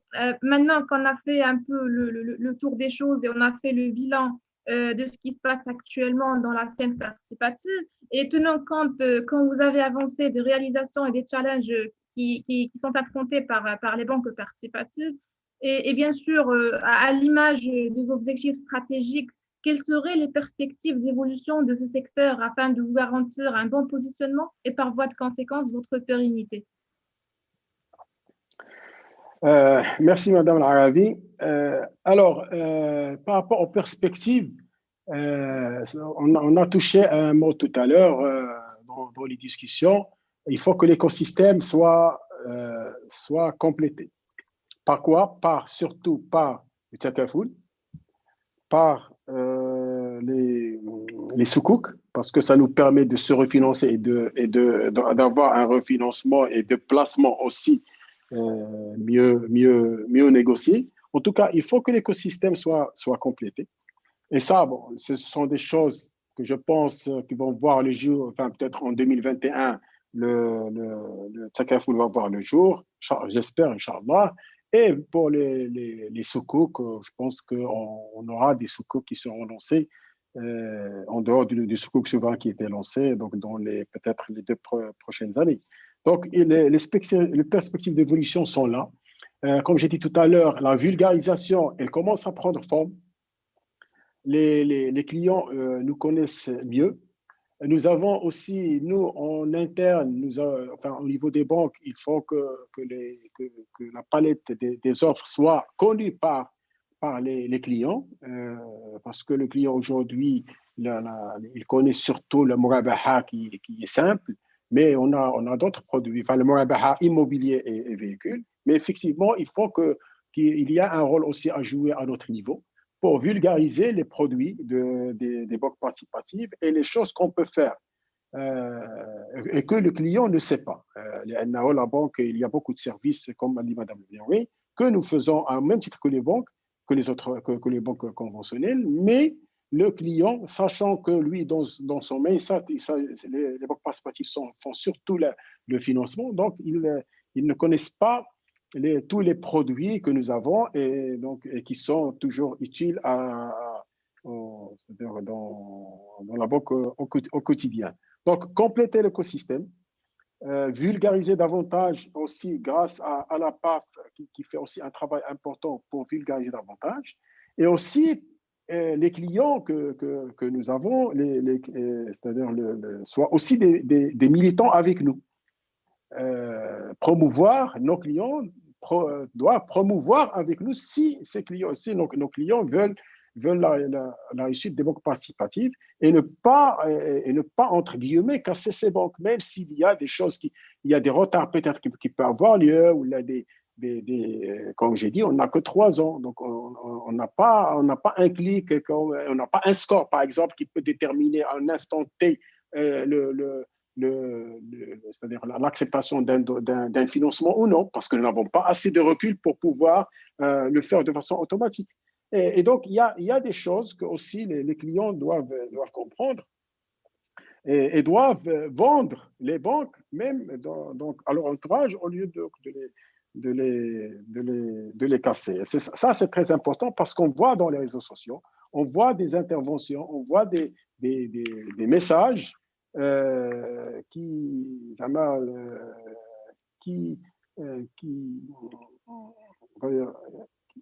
cassent, on va dire, dans lesquels il y a beaucoup de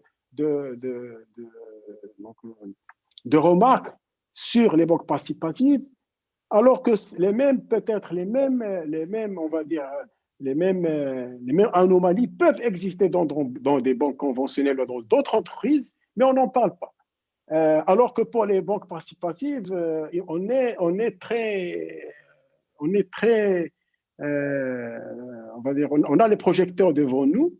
Bon, d'ailleurs, si Youssef Ben Jelloun, il est avec nous, il n'arrête pas d'envoyer des messages. Marhaba, vous pouvez aussi le voir, c'est-à-dire venir nous voir pour parler directement. Mais ce n'est pas une façon. Je suis vraiment navré de le dire. On est que des salariés, c'est-à-dire que on fait l'alina ou le kamal lillah, mais chacun il est responsable entre nous, il est responsable devant Dieu. Donc je suis vraiment très confiant de l'avenir, parce qu'il y a un avenir, et partout là où ça a commencé, il y avait des problèmes au départ, et après un certain moment, les choses vont prendre forme avec l'arrivée des produits. On est persévérant, on va encore investir, on est encore là, on va encore accompagner les clients. Et Inch'Allah, on se donne peut-être rendez-vous dans 2 ou 3 ans pour parler effectivement de beaucoup de choses qui sont faites, des banques qui sont rentables, des banques qui ont pris beaucoup de parts de marché et qui avancent bien et qui font partie de l'écosystème global financier marocain. Voilà ce que j'ai à vous dire. L'avenir est devant nous et nous sommes très confiants. Merci beaucoup, Monsieur Berdadji. On vous fait confiance, on fait confiance à l'ensemble des banques participatives et on ressent votre, je dirais, volonté d'aller plus loin et de réussir l'expérience participative marocaine. Alors, au terme de l'ensemble de ces interventions aussi brillantes et pertinentes de l'ensemble de nos intervenants, je reviens vers vous, Monsieur Souleymani, si vous le permettez, pour nous faire une synthèse globale des principaux enseignements tirés de ce webinaire et également pour nous donner votre vision future sur le secteur. Je remercie Salma pour me donner la parole. Et je trouve que le temps prévu en fait, pour finir le webinaire est dans quelques 12 minutes. Donc, je vais essayer d'être très bref. Et en même temps, en fait, il y a pas mal de choses en fait, sur lesquelles j'aurais aimé revenir. Mais je ne vais pas pouvoir le faire. On le fera peut-être entre nous plus tard. Alors, si je comprends bien, en fait, il y a des indicateurs qui sont vraiment on va dire rassurant, surtout qu'on était dans une période de crise sanitaire. On est quand même troisième année, les indicateurs évoluent à 2 chiffres. Donc, on a par exemple une évolution de 53% des encours. On a des dépôts d'investissement qui ont presque sauté à 97% en 9 mois, un financement immobilier qui évolue de 48%. Donc, voilà, tout ça, ce sont des chiffres que je pense que tout le monde trouve très, très prometteurs. Et d'un autre côté, je pense que tous les intervenants se sont posé la question sur le modèle et sur l'approche. Alors, sur le modèle, comme disait Mme Beniouri, elle a dit qu'en fait, on fonctionne quand même sur un modèle depuis 3 ans, un modèle monoproduit, sur lequel il y a un questionnement quotidien sur est-ce qu'on est vraiment sur la bonne voie, pas sur la bonne voie. Tous les business plans sont revus quasiment, je ne sais pas, 6 mois au minimum, parce que toutes les prévisions ne sont pas vraiment au rendez-vous. Et donc, l'approche, c'était, comme ça a été dit, est-ce qu'on est vraiment plutôt sur une course au volume ou plutôt une sorte de complétude? Est-ce qu'on doit déjà compléter notre écosystème ou nos produits ou aller vraiment chercher le volume et l'évolution avec ce modèle monoproduit? Donc, tout ça, c'est une vraie problématique. Il y a la question aussi quand on dit c'est les chiffres ils sont bons, oui ils sont bons, mais relativisant aussi parce qu'on est quand même assez petit, on est à nos débuts. Donc ces chiffres-là, quand on les compare par exemple aux banques conventionnelles, on est quelque part à moins de 1% de taille. C'est quand même assez petit, hein. On sait très bien qu'on est à nos débuts, etc. Mais bon, relativisons les choses. Il y a le point qui était soulevé aussi, c'est le soutien de l'État, sur lequel je reviendrai plus tard, dans le fait qu'il y a une neutralité fiscale, il y a la CCG qui a développé ses produits, etc. On voit aussi une ouverture au niveau des produits, parce que maintenant, on a le salam, on a cette, entre parenthèses, Ijara Moutayeb Tamlik, sur laquelle il y a quand même pas mal de questions. Et il y a aussi l'ingénierie des banques qui ont permis, à partir d'un seul contrat, qui est celui de Mourabaha, de faire pas mal de produits, que c'est vraiment, moi je trouve que c'est assez innovant, extraordinaire. Hein. On sait quand même, comment dire, travailler sur cette réflexion pour trouver des solutions. Voilà. Est-ce que, ce qu'a dit Siberdadi aussi sur la question, est-ce que vraiment on est, on est satisfait par rapport comment dire, par rapport aux performances? La réponse est non, on n'est pas satisfait, mais on est comme ça a été souligné, on est les éternels insatisfaits. D'accord, ce qu'on prévoyait les études, c'est pas exactement ce qui s'est passé. Mais bon, il y a pas mal de questions sur le pourquoi ça ne s'est pas passé comme ça. Alors, il y a aussi la question du système. Donc, le système en complet, comme disait Sibredadi, c'est un système qui est prometteur. Donc, tout le monde, je pense, est d'accord sur cette chose-là. Donc, on voit en la finance islamique une nouvelle locomotive dans le secteur financier pour rénover le secteur financier, pour aller chercher ces personnes qui, comme ça a été dit, s'interdisaient en fait de rêver, de se développer, pour aller les chercher et dire, voilà, on peut faire une économie plus forte. Vous avez besoin de certaines solutions, on vous fait une certaine inclusion financière pour que vous puissiez en fait vous développer. Donc, compléter l'écosystème, c'était important. La question du takaful qui revient très souvent parce que c'est un grand risque qui porte en fait sur l'ensemble des banques participatives. Il y a la question de la vulgarisation et un dernier point sur lequel je voudrais en fait un peu m'attarder, c'est le point du client. Alors, moi, je n'ai pas développé plus sur la question du client, mais j'ai l'impression, quand je vous entends tous, que en fait, quelque part, le client est coupable. Je vous dis les choses comme je les sens. Et comme je suis en train de vous écouter, c'est comme si le client était coupable du fait de ne pas venir vers les banques participatives alors qu'il les a demandées et qui ne fait pas confiance aux banques participatives. Et quand il a fait des intentions, à un moment donné, quand on était dans la concrétisation, il n'était pas au rendez-vous. Et même, vous avez posé, en fait, vous avez dit en fait sur ce qu'ils appellent en marketing les early adapters, ceux qui tout de suite achètent le premier produit, ils ne sont pas au rendez-vous. Moi, je me pose quand même une question sur ce sujet-là, parce que je trouve que quand même, et ça c'est mon avis personnel, que moi, quand j'ai fait une analyse en fait sur le SWOT, c'est-à-dire les forces, menaces, faiblesses et opportunités en fait du secteur des banques islamiques, parmi les choses qui reviennent, c'est qu'en fait la communication, je veux bien qu'il n'y a pas les moyens, mais la communication, elle est vraiment très timide. Elle est voire des fois absente dans le sens des produits de finance participative. Qu'est-ce que je veux dire absente? C'est-à-dire qu'il n'y a pas de campagne de vulgarisation sur les produits, mais il y a plutôt des campagnes de communication plutôt institutionnelles, mais elles sont peu informatives. Je ne parle pas d'une banque en particulier, mais je parle du secteur en tant que tel. Les gens ne comprennent pas encore ce que vous avez comme produit. Les gens, il faut aller les chercher. Ne croyez pas que les gens, ils ont tous cette culture financière qui vont faire la différence entre banques islamiques et banques conventionnelles. Ils sont bien évidemment, d'ailleurs, il y en a plusieurs qui ont fait l'expérience, il faut le dire, de la première comment dire, finance alternative et qui ont été très déçus, et ça a laissé une cicatrice.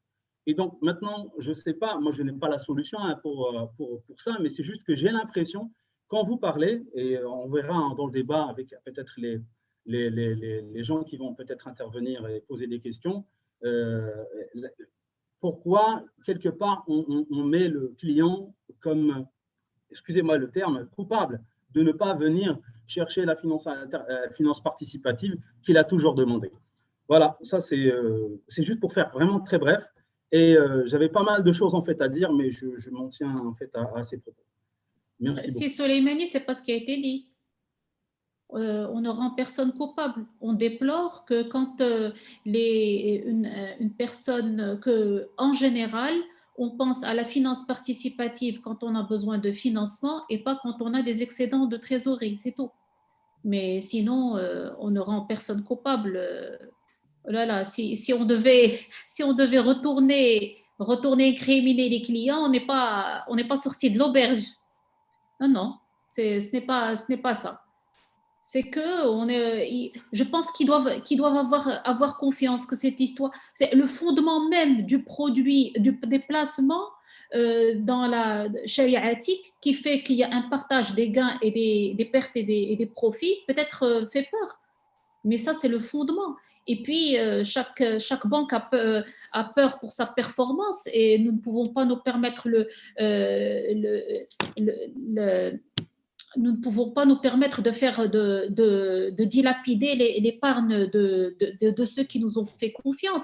Donc oui, on annonce comme principe que le taux est un taux espéré et que, in fine, ce qui est servi, c'est le rendement réel, qu'on convient qu'il peut y avoir un risque de perte, mais il faut que les gens soient tranquilles. C'est quasiment impossible. C'est quasiment impossible, d'autant que les rendements sont calculés en amont de toutes les charges de structure, sauf les charges directes du portefeuille, rien n'est imputé à ce rendement.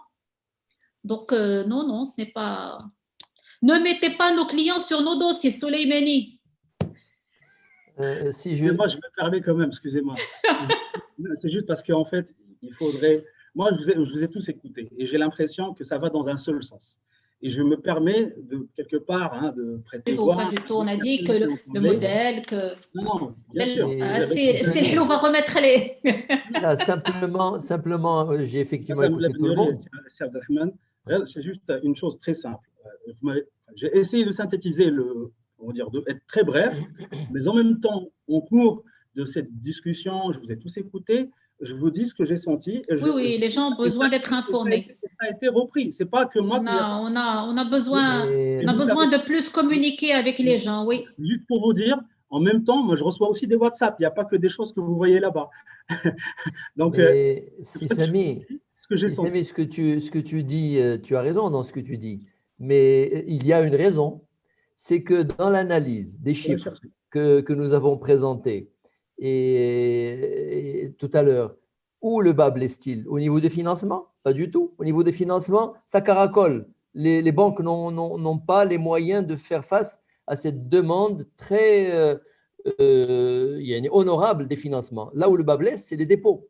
Donc, c'est un peu normal qu'on ne s'oriente pas vers les clients, où là, on ne casse pas du sucre sur le dos des clients. Bravo pour votre, disons, appétence au financement. Vous avez fait la différence. ما كتبغيوش الحرام، ما كتبغيوش الربا، كتبغيو التمويل المطابق للشريعة، جيتوا تمولوا داركم وتمولوا أموركم بصيغة مطابقة على الشريعة. ولكن من جهة أخرى ما فهمتوش بأنه الاموال ديالكم والفوائد ديال المدخرات ديالكم اللي بقات اما في الديور مسدود عليها اما في بنوك تقليديه، راه حتى هي خصها تجي للبنوك التشاركيه. هذا هو يعني، وماشي لوم، هذا يعني تحليل اللي وجهوه المديرين ديال البنك اللي حاضرين معنا واللي كنوجهوه حنايا en tant qu'APAF aux clients. Maintenant, quelle est la solution? La solution, est-ce qu'elle est, disons, d'accabler le client? Pas du tout. La solution, c'est de se tourner vers un côté qui a, lui, une baguette magique. Youssef El-Baghdadi, c'est le régulateur, c'est l'État. À la limite, l'État, dans sa position, il a une certaine logique. Mais je vais vous expliquer une contre-logique qui a aussi son pesant. La logique de l'État, c'est de dire, je dois être neutre. Je dois donner les mêmes conditions fiscales, les mêmes conditions de garantie à travers la CCG, les mêmes encouragements réglementaires. C'est pour ça que je les ai mis dans la même loi entre les banques participatives et les banques conventionnelles, certes. Mais l'ennui, c'est qu'on met à égalité des deux secteurs, l'un qui a 60 ans d'âge et qui s'est déployé sur le paysage et sur la place bancaire au moment où les choses étaient faciles, les coûts étaient bas, le rendement de la communication était très élevé. Moi, quand je suis arrivé au Maroc en 86-87 ans, je peux vous assurer que les communications des banques conventionnelles à cette époque-là ne leur coûtaient pas plus que ce que coûte aujourd'hui à la banque participative son plan de communication. Et malgré ça, l'espace n'était pas encombré. Ça portait. Aujourd'hui, ça ne porte pas. Donc, des banques participatives qui sont limitées par l'encombrement des voies communicationnelle, une réglementation qui a été faite pour les banques conventionnelles et qu'on essaye d'adapter et de tailler le costume à la mesure. Il y a beaucoup de contraintes qui expliquent que l'État devrait peut-être déroger un peu à ce sacro-saint principe d'égalité et de neutralité. S'il ne le fait pas, il va se passer une chose très simple.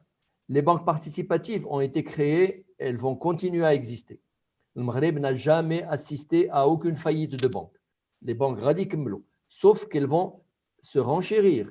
Leurs coûts inexorablement vont se renchérir et leurs ressources est rare, en l'absence de dépôt gratuit, de dépôt à vue. Elles vont se renchérir. Donc, au moment où elles seront plus chères, il y aura un rétrécissement de cette part de marché quand les banques ont démarré en 2016-2017, on tablait sur 5% de part de marché. Les équipes ou la bouche du gouverneur de Banque du Maghreb, qui à 10%. On en est à 1%. Donc, vu ces conditions-là, et si l'État ne réagit pas, cette proportion ne va pas être atteinte, les prix seront un peu chers. Les clients, entreprises, professionnels et particuliers, les financements ou le dépôt d'investissement, ça sera trop tard. Ça sera trop tard. Donc, l'État devrait donner des chances à ce secteur le temps que la culture et que l'éducation financière s'installe. C'est le contre-argument. Puis-je, vous me permettez juste, excusez-moi, je réponds rapidement sur ça. En général, mes réponses sont très rapides.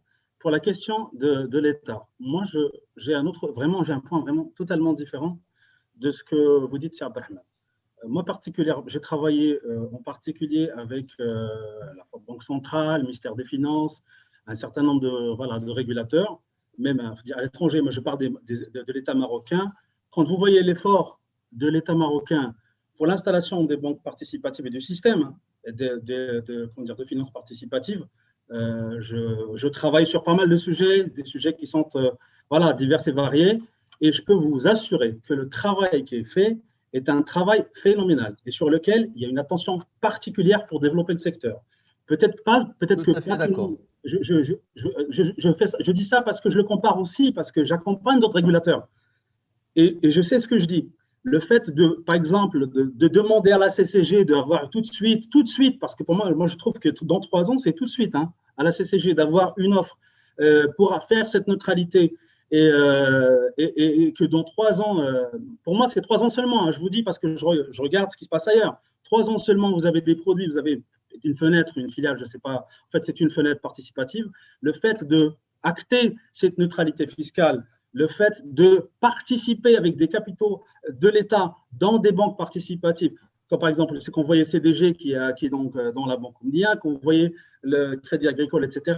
Moi, je trouve que c'est quand même, l'État a fait quand même de son mieux dans les temps qui lui ont été, fournis. Je dis ça pas parce que je suis pro-gouvernement ou quoi que ce soit, vous savez très bien, moi dans cette question-là, je suis vraiment neutre et j'ai travaillé avec les gens du ministère et de la Banque centrale, ils font un travail acharné. Ça, c'est pour défendre personne. Nous sommes tout à fait d'accord. Donc, moi, non, c'est juste que j'ai l'impression, c'est juste qu'il ne faut pas faire porter c'est pas, il ne faut pas faire porter la charge, soit au gouvernement, pardon, je ne dis pas gouvernement, disons pouvoir public dans l'ensemble, ni aux clients, ni aux banques participatives. Je trouve qu'il y a pas mal de choses qu'on pourrait faire, que les contraintes que nous voyons sont des choses tout à fait normales. En 3 ans, on ne peut pas faire tout. C'est-à-dire, vous savez très, très, très bien, et je pense qu'il y a pas mal de choses que vous êtes en train de dire. On les a vues par ailleurs dans d'autres juridictions, comme vous le savez très bien, Sir Abdelrahman, dans d'autres pays. Tout à fait. J'ai l'impression que les intentions et la bonne foi et la bienveillance, elle est chez tout le monde. Absolument. Maintenant, peut-être c'est le problème d'approche pour améliorer et pour faire vite. Et pour justement, améliorer, le déroger au sacro-saint principe de neutralité, ce n'est pas donner aux banques participatives un taux directeur plus favorable, ni leur donner des conditions de garantie CCG plus favorables, ni leur donner des règles prudentielles plus favorables. Pas du tout. La neutralité et l'égalité. Il y a en termes de communication, l'État, qui a quand même été à l'origine de la concrétisation de cette demande et de ce rêve ancien, aide le secteur en matière de communication, en matière d'inclusion financière, en matière d'éducation financière de façon transitoire. وهذه يمكن له يديرها. هذه في واحد الندوه ديال الاكاديمي de la finance participative كان حاضر رئيس الحكومه وسولني شنو يمكن له يدار قلت له يمكن له يدار هو des conditions de favoriser la connaissance et l'appréhension, je veux dire la perception par le public de la chose participative. Daïra tasharukiya.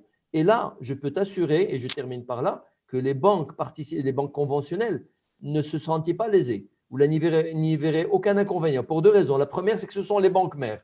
Et actuellement, nous, dans les banques dans lesquelles nous travaillons, nous voyons nos banques mères conventionnelles tendre la main aux banques participatives par la wakala al-sitmar, par des dépôts, par de la mise au service des banques participatives du réseau. Donc, Mais ما la- عندهم مشكل. إذا la الدولة communication سمحت reste un vrai للمجلس problème. العلمي ولا le régulateur يدير un peu plus de communication, je pense que c'est ça qui sera bénéfique aux clients et qui facilitera la résolution des problèmes. Merci beaucoup, madame et messieurs. Merci, Selhlou. Merci, madame Bniouri, monsieur Brdadi, monsieur Souleymani pour ces éclaircissements et enseignements. Maintenant, s'il vous plaît, comme on a débordé, on passe aux échanges, à la discussion avec les participants. On prend rapidement 3 questions, des questions qui ont été posées sur longue question-réponse. Première question, ne pensez-vous pas que l'effort de communication et de sensibilisation s'est essoufflé comparativement au début? On a une deuxième question. On va prendre 3 questions en bloc et on peut donner la parole à la personne qui veut répondre. Quel a été l'impact de la mise en ligne de refinancement des Wakala d'Istismar conclus avec les banques conventionnelles du deuxième semestre de 2020 au dernier trimestre 2021? La mise en place des règles prudentielles a-t-elle fait les frais de la crise Covid, étant donné que la Banque centrale était sur d'autres fronts pour lister les effets de la crise sanitaire? Également ici, j'ai une question qui est adressée à Tibr Dadi.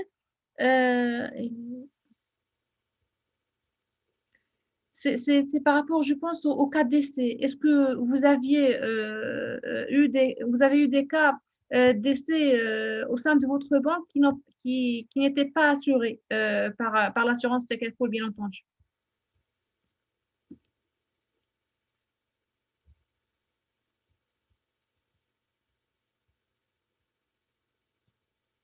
C'est Bardadi? Oui. Alors, je commence par peut-être la dernière question concernant le décès et après je vais, si vous voulez bien, parler de l'effort de communication et je laisserai la parole aux autres panélistes pour parler des autres questions. Alors, c'est le cas, oui, on a des cas de décès, 3 cas, je pense. Voilà, 3 cas nous avons. Avec les 3 cas, alors un cas, ce que nous avons fait, c'est que nous avons vu avec les ayants droit et on a laissé tomber la marge. Et donc, on a trouvé un terrain d'entente pour qu'on puisse être réglé par les ayants droit. Les autres cas, nous sommes en contact. Il y a un autre cas dans lequel il y a les muhsinines qui se sont occupés pour payer le bien. Donc, alhamdoulilah, c'est en cours de règlement. Et puis, troisième cas, nous sommes en contact avec les ayants droit pour trouver une solution de refinancement, mais un rallongement de la durée de financement. Mais on n'a aucun cas dans lequel nous avons vraiment un problème ou un contentieux qui est donc prévu, parce que les clients comprennent bien. Puis nous avons, on va dire, le client, quand il a pris avec nous, on a fait exprès de faire signer un engagement pour qu'il puisse être vraiment conscient qu'il est en train de prendre un financement, mais sans takaful. Donc, c'est important. Donc, on n'a pas de problème aujourd'hui au niveau du tribunal ou là au niveau de faire sortir les clients de chez eux, etc. Donc ça, bon, en tout cas, concernant Banque Safa. Pour l'effort de communication, oui, je suis d'accord avec vous. Nous avons au lancement, pendant on va dire 2018 2017 et 2018, nous avons fait énormément de communication. Nous avons vraiment des budgets très importants. Je ne parle pas je parle du secteur dans sa globalité. 2017, 2018, on a fait énormément de communication partout, à la télé, les réseaux sociaux, le digital, les tramways, beaucoup de choses ont été dans les 4x3, énormément de choses. Il y a des communications qui étaient faites à la radio. Au niveau de tous les supports de communication possibles, tout le monde, toutes les banques, ils ont communiqué. Oui, il y a un essoufflement comme ce qui a été dit aussi par Mme Bniori et par tout le monde, nous avons des résultats à suivre, nous avons des charges à suivre, nous avons beaucoup de choses des budgets qui nous poussent et qui nous permettent de garder la viabilité de l'entreprise, de la banque. Et donc, c'est tout à fait normal, dans le cadre de la communication, des moments, on lève le pied, on va dire, pour Inch'Allah reprendre, ne vous en faites pas, toutes les banques vont reprendre. Et donc, c'est tout à fait normal. Et aussi, il y a l'aspect Covid qui a stoppé presque net notre communication, puisqu'on était vraiment dans un autre registre qui est le Covid et qui a impacté nos ressources, qui a impacté beaucoup de choses. Et voilà, donc, essoufflé, oui, mais bon, il y aura Inch'Allah de communication qui sera lancée. Voilà. Merci beaucoup, Silverdadi. Si l'un des panélistes souhaite répondre à une question. Allez. Alors, j'ai vu défiler aussi une question relative à la nature des risques pris par les banques participatives. Est-ce que c'était les mêmes risques que oui, on a effectivement les mêmes risques, les risques de contrepartie, les risques d'adossement, les ALM, les risques opérationnels, mais nous avons en tout cas, ce qui me vient à l'esprit, c'est deux risques supplémentaires. C'est un risque de non-conformité chariatique dans la mesure où il faut absolument veiller et dossier par dossier à ne pas déroger à même des règles simples. Je ne parle pas des fondamentaux parce que tous nos financements sont portés et tous nos actes sont portés par des contrats validés par le CSO. Mais vous pouvez avoir des écarts dans des, je ne sais pas moi, en tout cas, nous sommes tellement vigilants que nous avons une direction qui est dédiée uniquement à la conformité chariatique parce que justement nous ne devons pas courir ce risque de non-conformité chariatique. Et un autre risque qui me vient aussi à l'esprit est le risque marché pour le SLM. Quand nous avons lancé le SLM qui consiste à donner à acheter une marchandise qui n'est pas encore prête et donc à donner l'argent tout de suite pour une livraison qui va se faire à terme, nous courons un risque de marché parce que nous fixons tout de suite le prix de la marchandise alors que il se peut qu'au moment de la livraison, le prix marché ne soit plus le même. Donc ça, c'est aussi un autre risque encouru par les banques participatives qui vient se greffer aux autres risques des banques conventionnelles. Maintenant, on a parlé de la wakala, les wakala qui ont été faites. Oui, je ne sais pas si j'ai bien compris la question, mais on a parlé des wakala aujourd'hui qui ont été faites par le biais des maisons mères avec les taux directeurs de Banque El Maghreb. Oui, c'est venu alléger les conditions de refinancement et nous en sommes très satisfaits. Les règles prudentielles, en tout cas, où notre coût du risque aujourd'hui, je touche le bois, nous sommes. Il n'y a pas eu d'impact et j'espère que nos clients, nos partenaires entreprises vont continuer à bien se porter. Mais nous avons eu un impact PNB certain et Silhlou en parlait tout à l'heure dans tous les reports que nous avons donnés et connaissant ce modèle uniquement justement dont je parlais tout à l'heure, le business model des banques participatives fait que nous avons une marge fixe et donc tous les reports ont eu un impact sur notre PNB. Mais le coût du risque, non, nous n'avons pas à ce jour d'aggravation de coût du risque. Merci. Mais nous ne sommes pas sortis de l'auberge. Oui. Merci beaucoup, Madame Bniori. Monsieur Souleymani, Monsieur Hlou, si vous avez des choses à rajouter en 1 minute chacun, s'il vous plaît. Désolée parce que le temps nous presse. Et si Samy le permet, je voudrais répondre à une question importante que j'ai lue ici. C'est quid des fenêtres participatives? Alors, en un mot, oui, les fenêtres participatives sont incluses dans ces chiffres que j'ai cités. Les fenêtres participatives sont au nombre de 3. versus 5 banques full-fledged.